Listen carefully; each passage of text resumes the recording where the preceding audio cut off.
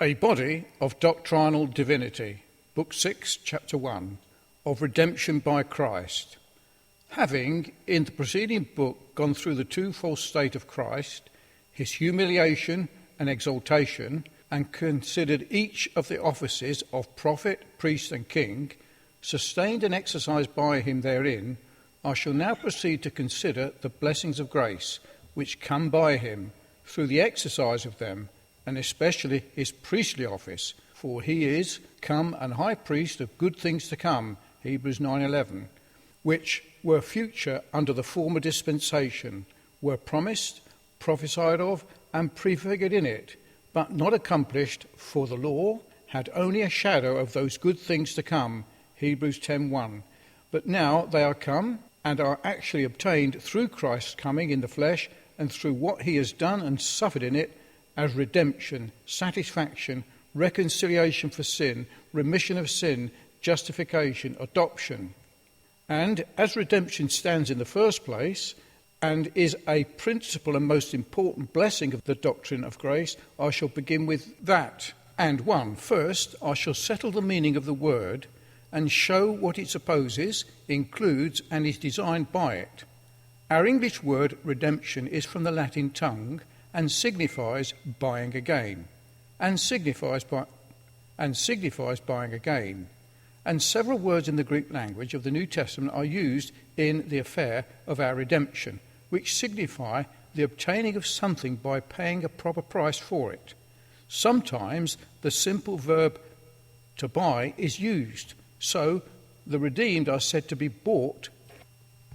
by the blood of Christ, and to be bought from the earth, and to be bought from among men, and to be bought with a price, that is, with the price of Christ's blood. Revelations 5:9, 14:3, 4:1, Corinthians 6:20. Hence, the church of God is said to be purchased with it, Acts 20:28. Sometimes the compound word is used which signifies to buy again, or out of the hands of another, as the redeemed are brought out of the hands of justice, as in Galatians 3:13, 4:5.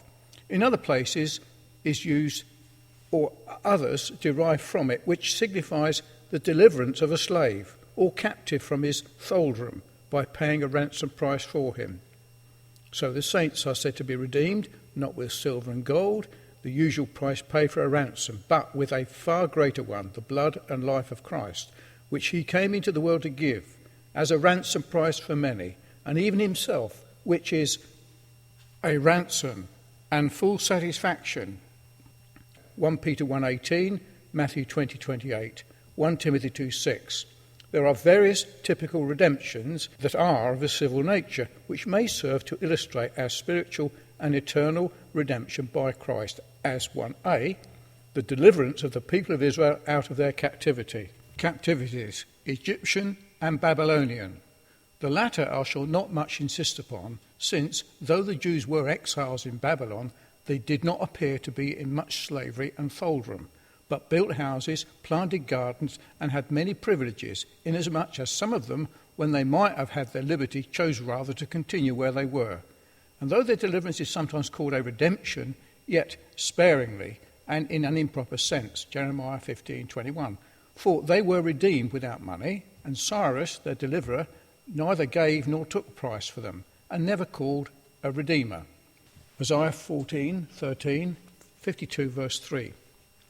But the deliverance of the people of Israel out of Egypt was a very special and remarkable type of redemption by Christ, out of a worse state of bondage than that of Egypt. The Israelites were made to serve with rigour, and their lives were made bitter with hard bondage in brick and mortar and service in the field, and they cried to God by reason of their bondage. It was so intolerable, and it was aggravated by the taskmasters set over them, who, by the order of Pharaoh, obliged them to provide themselves with straw, and yet bring the full tale of bricks as before, which fitly expresses the state and condition that men are in, who, through sin, are weak and unable to fulfil the law. Yet is it as regardless of want of strength, as the Egyptian taskmasters were of want of straw. It requires sinless and perfect obedience to it, and curses and condemns such as continue not in all things to do it.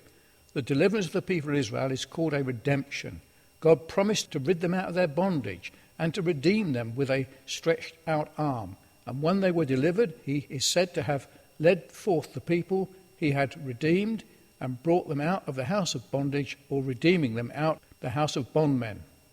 is used as an argument to engage them to regard the commandments of God. Exodus 6:6, 15:13, 29, Deuteronomy 7:8, and which redemption by Christ from sin, the law, and death lay the Redeemer under a still greater obligation to do. Moses, who was the instrument of God raised up, and whom he called and sent to redeem Israel, is said to be the deliverer, or, as it is said, be rendered a redeemer, Acts 7:35, in which he was a type of Christ, whom God raised up, called and sent to be a redeemer of his spiritual Israel.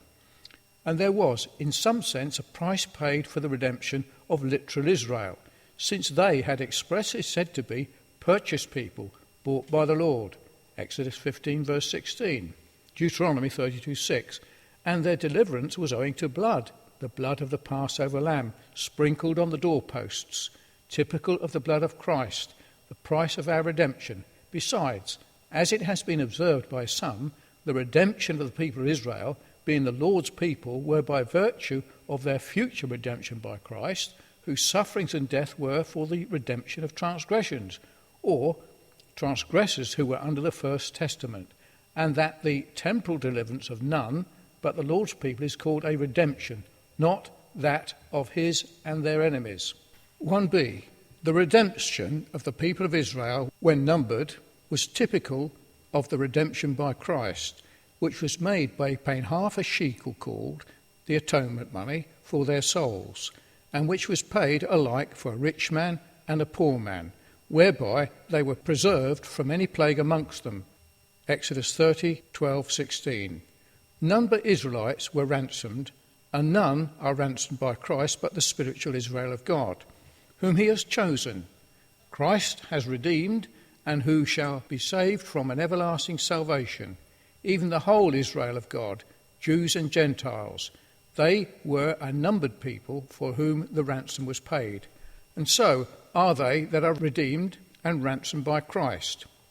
whose names are written in the Lamb's book of life, who have passed under the hands of him that telleth them, and have been told into the hands of Christ, and are particularly and distinctly known by him, even by name, the sheep for whom he has laid down his life, and are a special and peculiar people. The half shekel was paid like for rich and poor, for one neither more nor less, Christ's people, though some may be redeemed from more and greater sins than others, yet they are all redeemed for all their sins, and with the same price, the price of his blood, and which is, as the half shekel was an atonement for their souls, by which peace and reconciliation and full satisfaction was made for sin, so that no plague should come nigh them. They are delivered from going down to the pit of destruction, and were saved from the second death. Job 33 verse 24. 1c.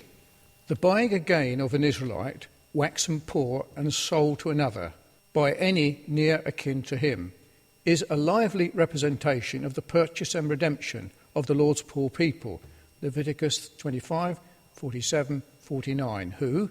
in a state of nature, are poor and wretched and miserable, even so as to be like beggars on a dunghill, when such was the grace of Christ, who, though rich, for their sakes became poor, and they, through his poverty, might be made rich, and to such a degree as to be raised from the dunghill, and sit among the princes, and inherit the throne of glory.